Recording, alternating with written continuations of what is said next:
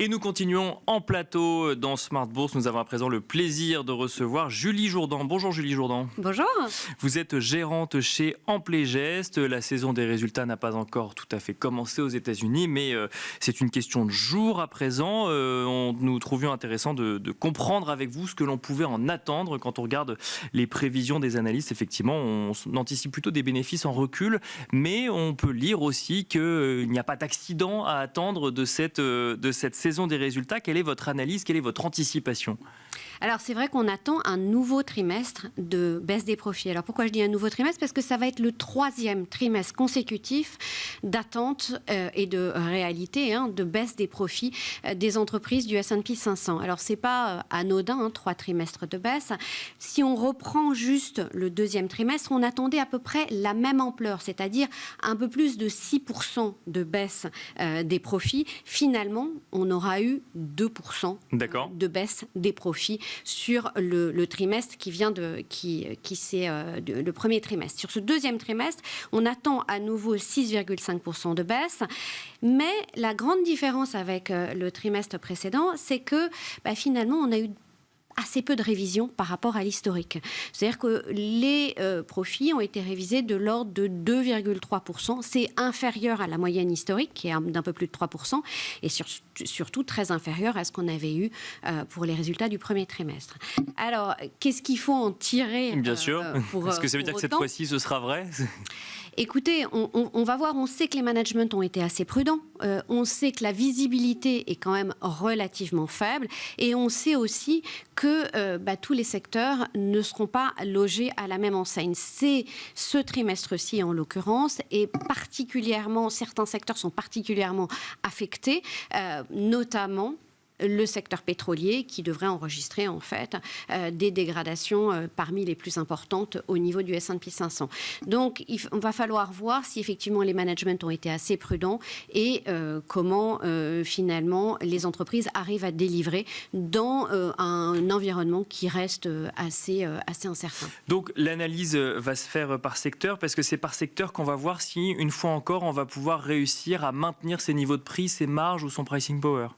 Alors, c'est vrai que on rentre vraiment dans une phase un peu de discrimination des sociétés, des secteurs. Et ça, je pense que c'est effectivement très juste de le dire comme ça. C'est-à-dire qu'on parlait beaucoup l'année dernière de pricing power parce que tous les secteurs, en fait, pouvaient passer des hausses de prix. C'était un environnement inflationniste. Nous, chez Amplegest, on n'a pas la même définition du pricing power. Pour nous, le pricing power, c'est la capacité des sociétés à maîtriser leurs prix. Donc, effectivement, pour ça, il faut avoir un certain nombre de caractéristiques. Ces caractéristiques, c'est souvent, justement, d'avoir assez peu de concurrence pour être capable de proposer soit un savoir-faire unique, soit une marque unique ou une avance technologique. Ce que l'on a vu sur les résultats du premier trimestre, c'est qu'il y avait effectivement tout un certain nombre de secteurs qui sont très concurrentiels pour l'essentiel, qui continuaient de passer des hausses de prix, mais qui en voyaient les conséquences directes sur leur volume. C'est le cas, par exemple, de l'agroalimentaire.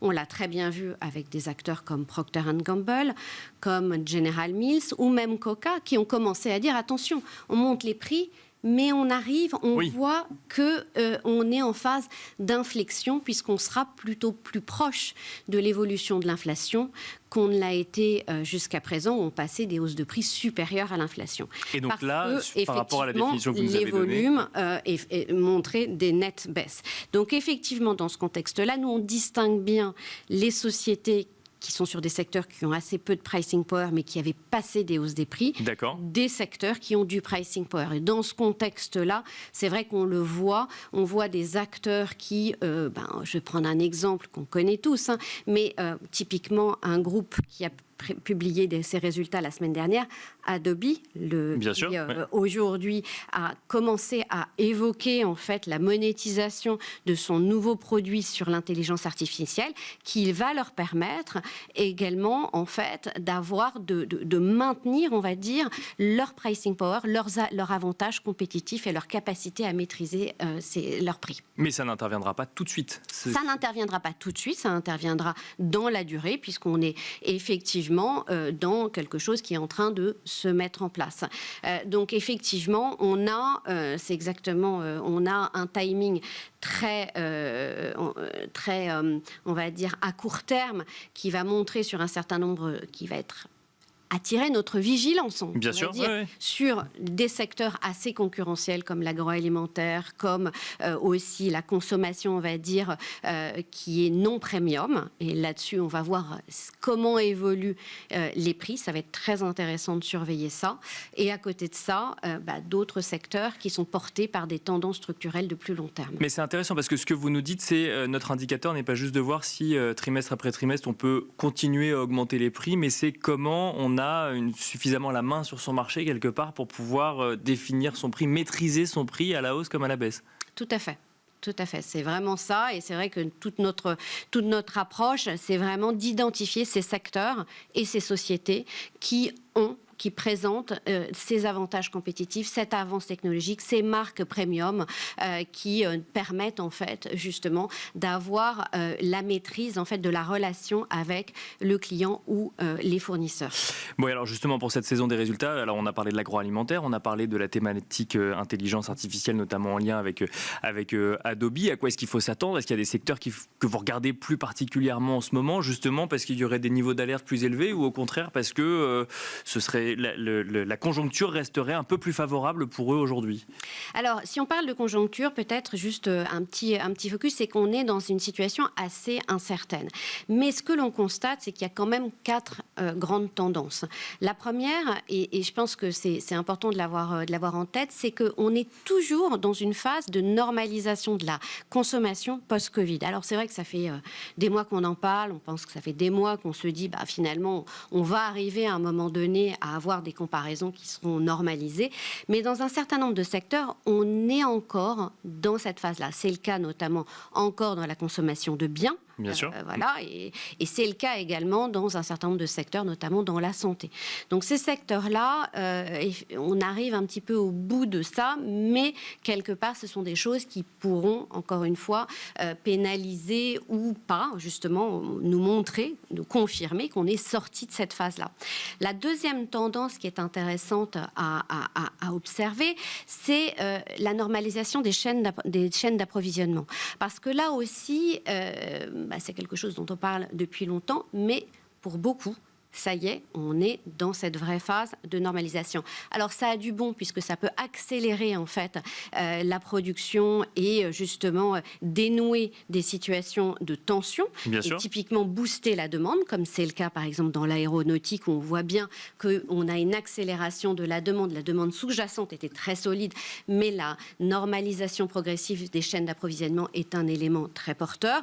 Et à l'inverse, ça peut aussi affecter certains secteurs sur lesquels on avait tellement peur de ne pas avoir les composants qu'il y avait eu un petit peu de demande supérieure à la demande réelle. Donc ça, c'est une deuxième tendance. Et ça peut avoir une influence sur les prix, du coup. Et ça peut avoir aussi une influence sur les prix, sauf à avoir des produits très différenciés ou des produits dont l'avance technologique ne se détériore pas. D'accord. Ça, c'est des éléments également à surveiller.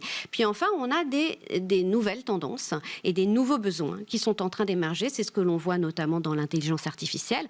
Donc là-dessus, on en a beaucoup parlé. Donc c'est pas vraiment quelque chose sur lequel on n'est pas alerté, mais on a bien vu les résultats de Nvidia. On a bien vu que c'est un vrai sujet de préoccupation des entreprises. Encore une fois, Accenture, qui a publié ses résultats la semaine dernière, nous indiquait finalement qu'aujourd'hui, c'est un sujet de préoccupation pour beaucoup des clients et que très peu finalement de ces clients ont déjà une démarche proactive sur le sujet. Donc, c'est quelque chose d'émergent, mais qui est une réalité qui est en train de s'installer. Donc ça donnera des résultats dans la durée. Sur l'intelligence artificielle, je caricature un peu, mais ça veut dire qu'une entreprise qui, dans ses résultats, ne mentionnerait pas le fait qu'elle s'intéresse de près ou de loin à l'intelligence artificielle enverrait un mauvais message au marché ?